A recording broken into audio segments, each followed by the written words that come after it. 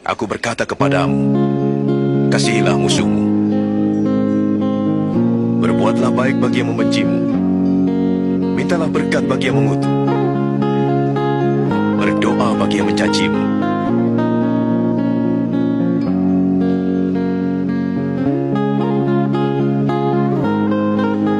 Kalau pipi kirimu ditampar,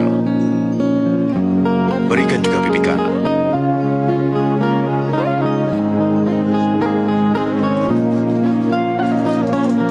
Siapa mengambil bajumu, biarkan dia mengambil jubahmu juga. Berilah orang yang meminta padamu.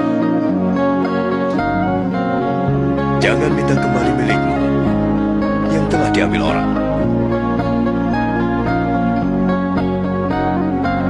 Berbuatlah apa yang kau kehendaki orang lain berbuat. Saya mau kasih tahu, orang boleh curi apa yang menjadi bagian kita, tapi penyertaan Tuhan tuh tidak pernah pindah. Kalau sekali Tuhan mengikutimu, 1000 orang direbah di kanan kirimu. Saya mau kasih tahu, kamu akan tetap teguh berdiri karena Tuhan menyertai. Jangan tinggalkan Tuhan ketika dalam masalah. Jangan kita jatuh dalam dosa secara sengaja. Karena kita kecewa, kok doaku belum dijawab ya?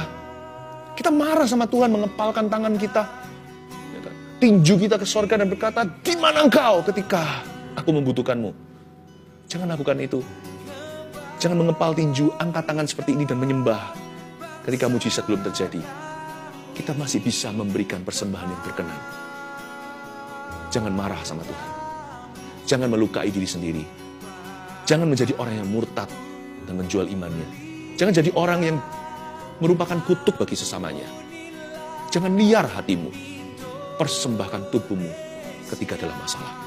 Tuhan, aku nggak bisa keluar dari masalahku, belum keluar dari Patra. Tapi satu hal yang aku bisa berikan, dan aku nggak perlu tunda. Bapa, aku persembahkan tubuhku sebagai persembahan yang hidup kepadamu. Kudus dan yang berkenan. 2. Izinkan Tuhan berbicara terus ke dalam hidup Anda. Supaya kita itu selalu berkaca, bercermin sama firman Allah. Biarkan Tuhan bicara ke dalam hidupmu. Dengarkan Roh Kudus ketika hati pikiranmu masih jernih. Kalau enggak nanti setelah keruh, Roh Kudus pun kita tolak. Masa perlu kita itu ngalami dulu pukulan, baru kita mengerti maksud Tuhan. Tuhan nggak kepingin bicara sama anaknya dengan cara begitu. Rotan itu jalan terakhir. Tuhan selalu bicara dengan tongkat penggembalaan. Tuhan itu selalu bicara itu lewat hubungan. Tapi kalau terpaksa ya lewat kejadian, bahkan hukuman. Keep it real, keep your heart real. Pastikan hati Anda itu real gitu. Takut, jangan benci, jangan seperti mereka. Kalau kita kecewa, kalau kita marah, kita jadi seperti mereka. Orang-orang yang menyerang kita. Berkati aja. Berkati mereka. Doakan mereka. Udah. Tapi ingatkan dirimu bahwa rahasiamu tidak pada tangan mereka. Rahasia keberhasilanmu di tangan Tuhan. Jikalau Tuhan yang membuka pintu, siapa yang bisa tutup? Kalau Tuhan yang memberimu sumur, siapa bisa timbun? Karena satu itulah, hanya satu yang bisa sampai ke beluk dan seluk daripada hatimu. Hanya pasanganmu itu. Seluruh kantormu tidak akan temu orang seperti itu. Jangan pernah bandingkan istri Anda dengan rekan kerja Anda yang menarik, cantik, smart, bisa bicara tentang berbagai macam di bidang bisnis yang sama. Dia tetap gak sama. Dia hanya tahu otak Anda. Hanya tahu yang satu yang tahu hati Anda. Hargai dia dengan segenap hatimu. Karena Tuhan akan berbicara melalui dia. Namanya istri kita. Bapak, Ibu, Saudara. Karena itu istri kalau tahu aksesnya begitu. Jangan hanya jaga hatimu. Karena itu istri perlu menjadi seorang pendoa. Jaga hati dia dulu. Dia sebagai imamat juga loh di keluarga. Imamat suaminya. Tapi setelah dia jaga hatinya, dia harus jaga hati suami. Belajarlah bangga dengan usahamu sendiri dan berkata, Lord, I have tried. Itu dia bahasa Inggrisnya.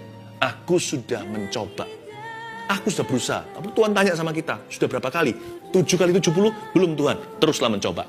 Frustrasi aku. Kamu frustrasi karena kamu terlalu bergantung dengan hasil akhirnya. Terlalu mau menentukan.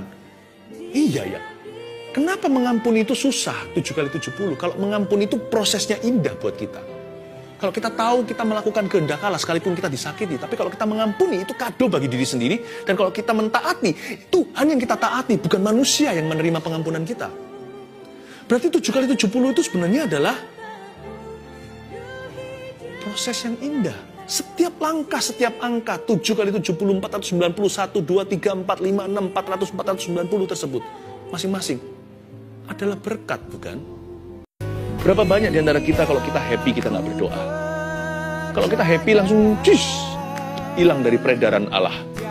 Tadinya kita menangis-nangis di kaki Tuhan, minta sesuatu dari tangannya.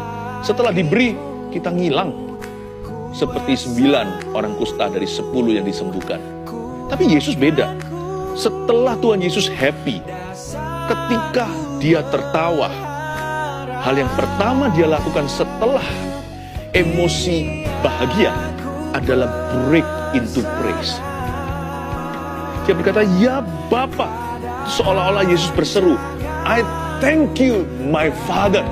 Sebab yang kesatu yang patut mendapat kemuliaan setiap kali dia menggirangkanmu, setiap kali hatimu menemukan happiness, setiap kali jiwamu bersuka cita, nomor 1 yang layak menerima pujian adalah Bapamu yang ada di dalam surga. Berapa banyak di antara kita stress over nothing? Memang betul hidup kita ada masalah, tapi stres kita bukan dari masalah hidup kita. Stres kita itu dari kekhawatiran kita. Stres kita itu dari ketakutan kita. Stres kita itu dari pikiran kita yang enggak-enggak. Pikiran kita yang terlalu jauh atau overthinking. Kalau Tuhan bilang sama kita jangan takut atau jangan khawatir, itu bukan karena Tuhan suruh kita berpikiran positif.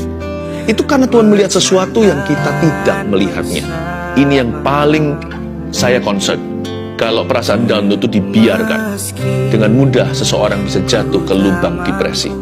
Dalam kondisi lagi down hati, iman itu biasanya sudah rapuh sekali. Kita sudah nggak bisa disuruh-suruh beriman, itu nggak mau. Karena itu jangan manjakan perasaan down di hatimu, itu bahaya loh. Karena siapa yang down, dia akan jadi sasaran empuk iblis. Bagi orang-orang yang merasa down hari ini, rest if you must but never quit. Beristirahatlah jikalau Anda harus beristirahat, tapi jangan pernah menyerah dan lemparkan handuk putihmu dan berkata, I give up on me, I give up on life. Sudah, aku menyerah, putus asa. Aku tidak mau lagi berharap apa-apa. Jangan begitu. Slow down, gak apa-apa. Rest if you must, beristirahatlah. Tapi jangan pernah putus asa. Hari ini biarkan Tuhan memberimu urapan untuk menguatkan hidup Anda, sebab perjalananmu masih jauh dan Tuhan telah menyediakan kemenangan-kemenangan. Sebab Tuhan sendiri berkata, masa depanmu penuh pengharapan, maka damai sejahteralah hatimu. Rancanganku adalah damai sejahtera. Sama Tuhan itu telanjang hati. Kita bisa bawa apapun saja. We can talk to Him about anything. Kegagalanmu, sampaikan itu. Dan Tuhan akan pakai itu untuk mengajari sesuatu. Tuhan akan marah asal kita datang padanya. Tuhan tuh baru marah kalau kita tuh meninggalkan dia terus tanpa alasan. Ketika Yesus mati di kayu salib, tirai itu sudah terbuka, udah robek dari atas ke bawah. Berarti Tuhan membuka persahabatan.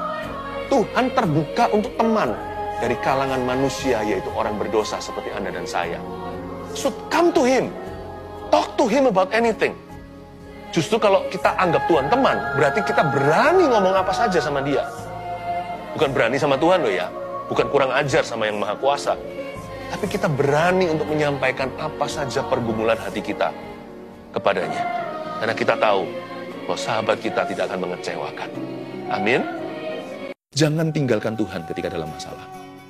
Jangan kita jatuh dalam dosa secara sengaja. Karena kita kecewa, kok doaku belum dijawab ya? Kita marah sama Tuhan, mengepalkan tangan kita, tinju kita ke sorga dan berkata, di mana engkau ketika aku membutuhkanmu? Jangan lakukan itu. Jangan mengepal tinju, angkat tangan seperti ini dan menyembah. Ketika mujizat belum terjadi, kita masih bisa memberikan persembahan yang berkenan. Jangan marah sama Tuhan. Jangan melukai diri sendiri. Jangan menjadi orang yang murtad dan menjual imannya. Jangan jadi orang yang merupakan kutuk bagi sesamanya. Jangan liar hatimu. Persembahkan tubuhmu ketika dalam masalah. Tuhan, aku gak bisa keluar dari masalah, aku belum keluar dari Patra. Tapi satu hal yang aku bisa berikan, dan aku gak perlu tunda. Bapa, aku persembahkan tubuhku sebagai persembahan yang hidup kepadamu.